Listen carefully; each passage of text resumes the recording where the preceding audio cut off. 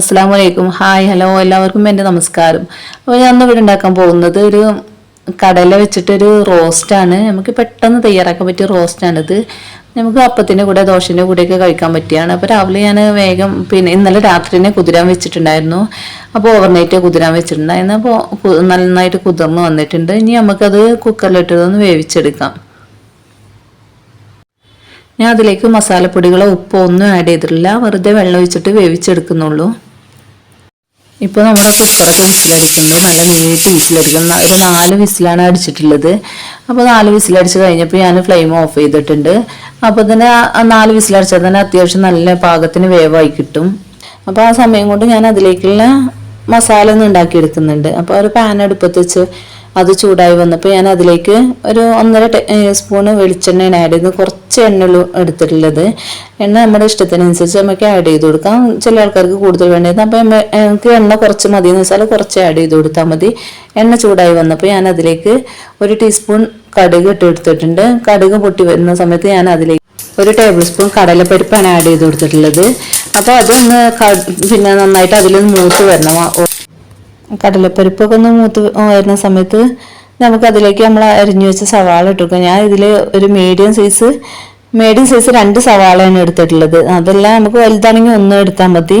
സവാള ഒന്നും കൂടുതൽ ഇടേണ്ട ആവശ്യമില്ല. അതിൽ തക്കാളി ഒന്നും നമ്മൾ ആഡ് ചെയ്ത് കൊടുക്കുന്നില്ല. അപ്പോൾ കടുകും ഉഴുന്ന് പരിപ്പൊക്കെ ഒന്ന് മൂത്ത് വന്നിട്ടുണ്ട്. ആ സമയത്ത് ഞാൻ അതിലേക്ക് നമ്മൾ അരിഞ്ഞു വെച്ച സവാള ഇട്ട് കൊടുത്തിട്ടുണ്ട്. ഇനി സവാളയൊക്കെ നമുക്ക് വഴറ്റിയെടുക്കണം. നല്ല പോലെ മൂത്ത് വരേണ്ട ആവശ്യമൊന്നുമില്ല, നല്ല ബ്രൗൺ കളർ ആവേണ്ട ആവശ്യമൊന്നുമില്ല, ഒന്ന് വാടി വന്നാൽ മതി സവാള. അപ്പോൾ ഞാൻ ഈ സമയത്ത് ഇതിലേക്ക് കുറച്ച് ഉപ്പ് ആഡ് ചെയ്ത് കൊടുത്തിട്ടുണ്ടായിരുന്നു. അത് മിസ്സായതാണ്, എൻ്റെ അടുത്ത് നിന്ന് ക്ലിപ്പ് മിസ്സായി പോയതാണ്. അപ്പോൾ ഉപ്പ് ആഡ് ചെയ്ത് കൊടുത്ത് ഒന്ന് വാടി വന്നപ്പോൾ ഞാൻ അതിലേക്ക് കുറച്ച് കറിവേപ്പിലയും കൂടി ആഡ് ചെയ്ത് കൊടുത്തിട്ടുണ്ട്. എന്നിട്ട് നല്ലപോലെ ഒന്ന് മിക്സാക്കി എടുക്കും. പിന്നെ ഉള്ളിയൊക്കെ നല്ലപോലെ വാടി വരുന്ന സമയത്ത് ഞാൻ അതിലേക്ക് കുറച്ച് ജിഞ്ചർ ഗാർലിക് പേസ്റ്റ് ആഡ് ചെയ്ത് കൊടുത്തിട്ടുണ്ട്. 1 ടീസ്പൂണാണ് ഇട്ട് കൊടുത്തിട്ടുള്ളത്.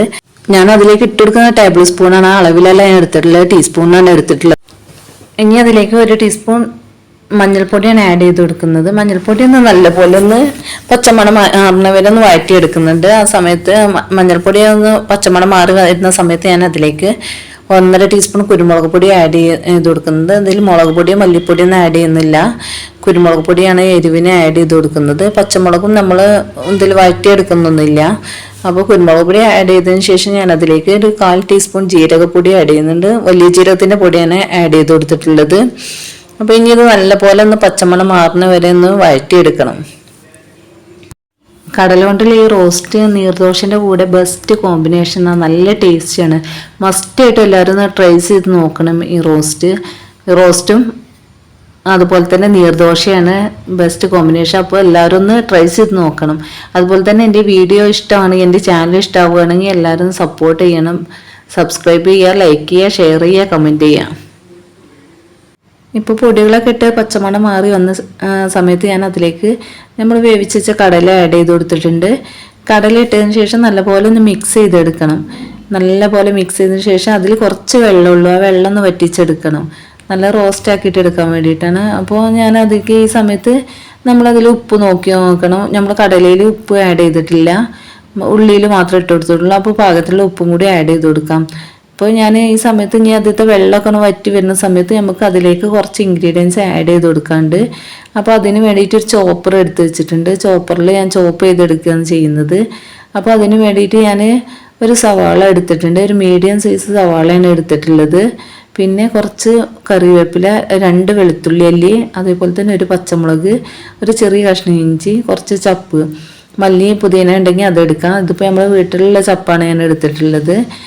മൈസൂർ ചപ്പ് പറയും, പല പേരിൽ അറിയപ്പെടും അത്. അപ്പോൾ ഞാൻ ആ ചപ്പും കൂടി അതിലേക്ക് ഇട്ട് കൊടുത്തിട്ടുണ്ട്. അതുപോലെ തന്നെ സവാളയും കൂടി കട്ട് ചെയ്തിട്ട് നമുക്ക് അതിലേക്ക് ഇട്ട് കൊടുക്കാം. ഇപ്പോൾ സവാളയൊക്കെ കട്ട് ചെയ്ത് അതിലേക്ക് ഇട്ട് കൊടുത്തിട്ടുണ്ട്. ചോപ്പറിൽ ഇട്ടിട്ട് ഇനി നമുക്കൊന്ന് ചോപ്പ് ചെയ്തെടുത്തിട്ട് വരാം. ഇപ്പോൾ സവാളയൊക്കെ ചോപ്പ് ചെയ്തെടുത്തിട്ടുണ്ട്. നല്ല കുഞ്ഞുകുഞ്ഞാന്ന് ചോപ്പ് ആയി കിട്ടും ഇതിൽ. ഈ ചോപ്പറിലാകുമ്പോൾ ഇലക്ട്രിക് ചോപ്പറാണ്, ഇതിൽ നല്ല പോലെ ചോപ്പ് ചെയ്ത് കിട്ടും. അപ്പോൾ ചോപ്പ് ചെയ്തതിന് ശേഷം നമുക്ക് ഇനി അതിലേക്ക് ആഡ് ചെയ്ത് കൊടുക്കാം. ഇപ്പോൾ കടലയൊക്കെ നല്ല റോസ്റ്റായി വന്നിട്ടുണ്ട്. അത് വെള്ളമൊക്കെ നല്ലപോലെ വറ്റി വന്നിട്ടുണ്ട്. ഇനി നമുക്ക് ഫ്ലെയിം ഓഫ് ചെയ്തതിന് ശേഷമാണ് ഞാൻ അതിലേക്ക് നമ്മൾ ചോപ്പ് ചെയ്ത് വെച്ചാൽ ഉള്ളിയൊക്കെ ആഡ് ചെയ്ത് കൊടുത്തിട്ടുണ്ട്. ഫ്ലെയിം ഓഫ് ആക്കാതെ ഇട്ട് കൊടുക്കുക. ഫ്ലെയിം ഓഫ് ചെയ്തതിന് ശേഷം ഇട്ട് കൊടുക്കണം. എന്നാലുള്ള ഉള്ളിയുടെ പച്ച ചൊവ കിട്ടും. ഉള്ളി അതുപോലെ ചപ്പിൻ്റെയൊക്കെ ചൊവ കിട്ടണമെങ്കിൽ നമ്മൾ ഓഫ് ചെയ്തതിന് ശേഷം അത് പിന്നെ കുക്ക് ചെയ്തെടുക്കരുത്. ഇപ്പം നല്ല പോലെ ഒന്ന് മിക്സ് ചെയ്തെടുത്തിട്ടുണ്ട്. ഇനി നമുക്കത് സ്റ്റൗവിൽ നിന്ന് മാറ്റി വെക്കാം. അപ്പം ഞാൻ വീണ്ടും പറയണേ, നീർദോശൻ്റെ കൂടെ നല്ല ബെസ്റ്റ് കോമ്പിനേഷനാണ്. എല്ലാവരും ഒന്ന് ട്രൈ ചെയ്ത് നോക്കുക, ഫീഡ്ബാക്ക് അറിയിക്കുക. Thank you for watching.